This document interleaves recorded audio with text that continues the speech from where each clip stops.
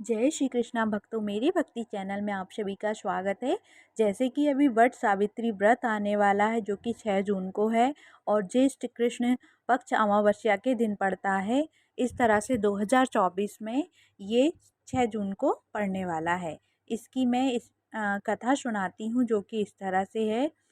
जो वट सावित्री व्रत ये सौभाग्य प्रदान करने वाला व्रत होता है। ये सभी स्त्रियों को करना चाहिए। इसमें सौभाग्य की प्राप्ति होती है। अपने पति की आयु दीर्घ होती है। दीर्घ आयु प्राप्ति करने के लिए इस व्रत को करना चाहिए। और इस व्रत की कथा इस तरह से है।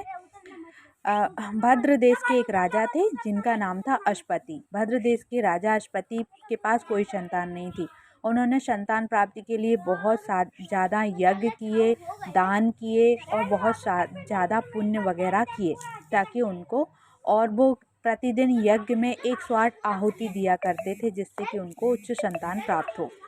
इसके बाद भगवान की भक्ति करते हुए वहाँ से देवी जी की प्रार्थना करते हुए सावित्री देवी प्रकट हुई जो कि भगवती काली जी की रूप हैं।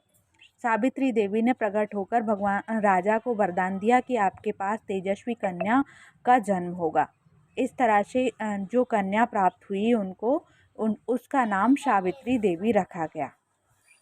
कन्या बड़ी बेहद रूपवान थी, सुंदर थी और बहुत ही गुणवान थी।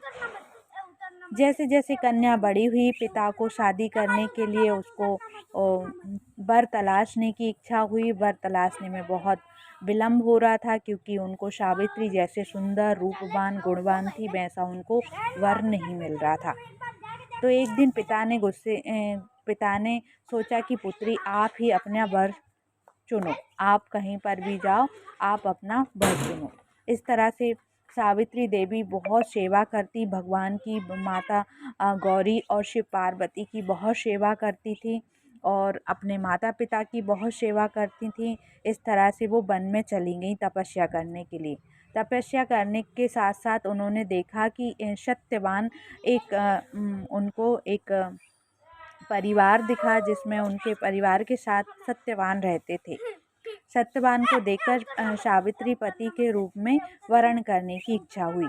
ऋषिराज नारद को जब यह पता चला कि राजा अश्वपति के पास पहुँचे, मतलब कि सावित्री जी के पिता के पास पहुँचे ऋषिराज नारद जी, और नारद जी ने कहा कि सत्यवान एक बहुत ही गुणवान लड़का है जो कि आपकी पुत्री ने चुना है, परंतु और धर्मात्मा बलवान भी है, परंतु उसकी आयु बहुत ही छोटी है, बहुत अल्प आयु का ये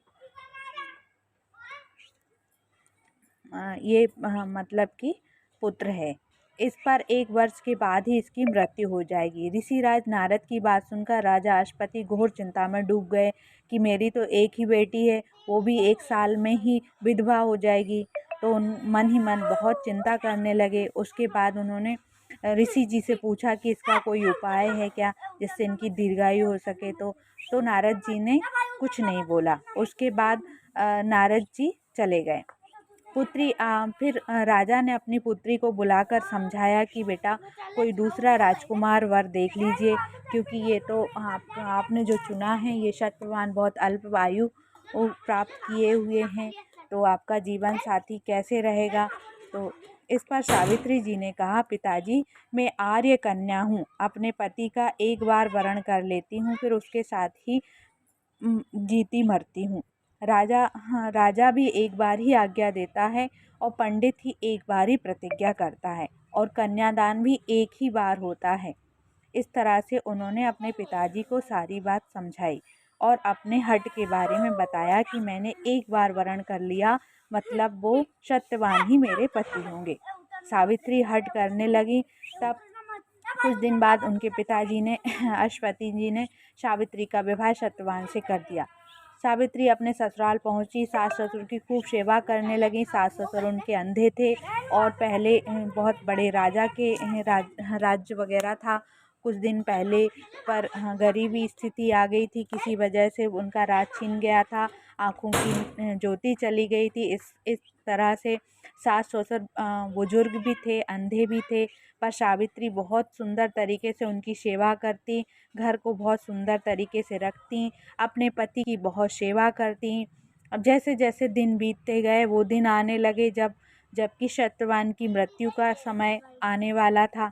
अब जैसे ही 3 दिन रह गए, सावित्री देवी ने व्रत रखना शुरू कर दिया और वो अन्न जल का त्याग कर दिया और पूरे परिवार की सेवा कर दी। जैसे ही तीसरा दिन आया, जिस दिन सत्यवान की मृत्यु का दिन था, उस दिन सावित्री देवी सत्यवान डेली की तरह लकड़ी काटने वन में चले गए। सावित्री देवी ने कहा, आज तो हम भी आपके साथ चलेंगे। तो उन्होंने कहा, क्यों देवी? बोलते हैं, नहीं नहीं, आज आप के साथ हम भी आपकी सहायता करेंगे। इस तरह से सावित्री देवी उनके साथ चल पड़ी। सत्यवान लकड़ी काटने पेड़ पर चढ़ गए। लकड़ी काटते काटते उनको अचानक सिर में दर्द हुआ। जैसे ही पेड़ से उतरे नीचे और उनके प्राण निकल गए। अब सावित्री देवी बहुत तपस्विनी थी, वो तपस्या में लीन थी। उनको अपने गोद में सिर को रखे हुए तपस्या में लीन हो गई। अब इतने में यमराज जी आए। यमराज ने कहा, बेटा आपके पति का प्राण छूट गए हैं, अब हम इनको लेके जाएंगे। तो सावित्री देवी ने कहा कि आप नहीं ले जा सकते, मैं भी साथ में चलूँगी। तो सावित्री देवी जैसे जैसे यमराज उनके पति को लेके जाते, सीधे उनके साथ पीछे पीछे जाती। यमराज ने देखा कि यार बहुत ही तपस्विनी लड़की है ये तो वो खुश हो गए कि यार ये बहुत ही सेवा वाली लड़की है, बहुत तपस्विनी लड़की है, तपस्विनी कन्या है। तो ऐसे करके यमराज जी ने बोला कि भाई देवी तुम कुछ वरदान मांग लो। तो उन्होंने कहा, पहला वरदान यही है कि मेरे सास ससुर जो वनवासी थे, उनका जो धन छिन गया था, राज छिन गया था, वो राज दे दो, और उनके जो उनकी आंखों की ज्योति चली गई थी वो प्रदान कर दो। तो यमराज जी ने तथास्तु कर दिया। आगे चल के सावित्री फिर उनके पीछे पीछे चली। यमराज जी ने बोला, बेटा आप एक और वरदान मांग लो। तो उन्होंने कहा, ठीक है, हमारा राजपाट आ जाए, हमारे परिवार में सुख शांति और हमारे राज्य में सब कुछ बढ़िया हो जाए। तो यमराज ने कहा, ठीक है, तथास्तु। ऐसा कह के यमराज जी फिर चल दिए। सावित्री देवी फिर पीछे पीछे चल दिए। तो यमराज ने कहा कि ये तपस्विनी देवी है, फिर से देवी आप कुछ वरदान मांग लो। तो उन्होंने कहा, तीसरा वरदान दे दो, मेरे यहाँ 100 संतानें हों और मेरा सौभाग्य अमर रहे। तो यमराज जी ने वो भी वरदान दे दिया, तथास्तु बोल दिया। अब देवी फिर थोड़ी देर बाद सावित्री देवी ने यमराज जी से कहा, प्रभु आपने तो मुझे पतिव्रता और 100 बेटों की माँ बनने का वरदान दे दिया है, तो ये वरदान कैसे होगा पूरा, आप यदि मेरे पति को ले जाओगे साथ में तो फिर यमराज जी ने वापस से उनको प्राण जीवन दिया और यमराज जी अंतर ध्यान हो गए। इस तरह से सावित्री देवी ने सत्यवान उनके पति के प्राणों की रक्षा की थी। इसलिए ये व्रत बहुत ही पुण्यशाली और बहुत ही सौभाग्य प्रदान करने वाला व्रत है। इस व्रत को करने से सभी के पति की लंबी आयु होती है और घर में सुख शांति रहती है। इस व्रत को कैसे करना चाहिए?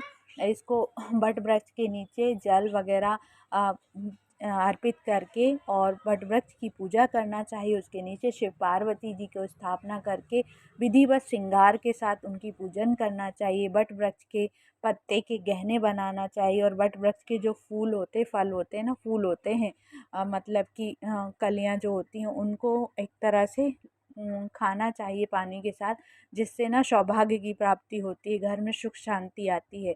और इस व्रत को बहुत सुंदरता से करना चाहिए और पूजन करना 108 परिक्रमा करना चाहिए व्रत की। और जैसे ही पूजन कंप्लीट हो जाता है आप सभी को प्रसाद बांटें और भगवान शिव पार्वती जी से प्रार्थना करें और सौभाग्य की प्राप्ति के लिए अपनी पति की दीर्घायु के लिए ये व्रत किया जाता है।